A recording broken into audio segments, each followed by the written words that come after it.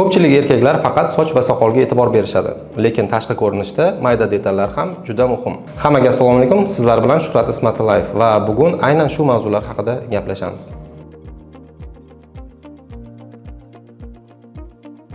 Erkaklar qoshi juda ingichka qilinmaydi, lekin yuzni tartibli ko'rsatishi kerak. Qosh tozalash ko'z ifodasini ochadi va yuzni tartibliroq va ozoda ko'rsatadi.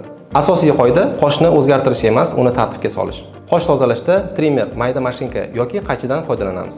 Bunda qoshni formasi, ya'ni shakliga umuman tegilmaydi, faqatgina ortiqcha uzunlikni olib qoshni tartibga solamiz. Endi esa quloq atrofidagi tuklar haqida gaplashamiz. Quloq atrofidagi tuklar erkaklar yoshini katta ko'rsatadi va beparvolik taassurotini beradi. Quloq atrofidagi tuklarni tozalashda mayda mashinka trimerdan yoki issiq voskdan foydalanamiz.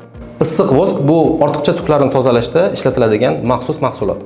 Issiq vosk maxsus qozonchalarda qizdirilgan holda bo'ladi va maxsus tayoqchalar bilan faqatgina ortiqcha tuklar bor joyiga ehtiyotkorlik bilan ishlatamiz. Trimer bilan ishlaganimizda esa chuqur kirilmaydi, faqatgina tashqi tuklarni olib tashlaymiz. Trimer va issiq voskning farqi shundaki, issiq vosk ortiqcha tuklarga yopishtiriladi va yulib tashlanadi. Natijada tuklar sal sekinroq o'sadi. Trimerdan foydalanish juda ham oddiy va oson hisoblanadi va og'riqsiz bo'ladi. Eng asosiysi esa trimerdan uy sharoitida ham foydalansa bo'ladi. Ushbu ikkita usul ham juda ham qulay va samarali hisoblanadi va qaysi biridan foydalanishni mijoz xohishdan kelib chiqqan holda tanlaymiz.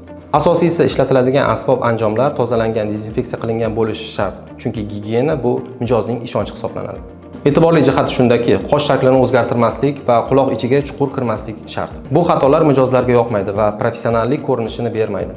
Qosh va quloqlar atrofini tozalash mayda ishga o'xshaydi, lekin aslida mayda detallar erkaklarni tashqi ko'rinishini to'liq qilib beradi. Va albatta professional sartaroshlar mayda detallarga e'tiborli bo'ladi.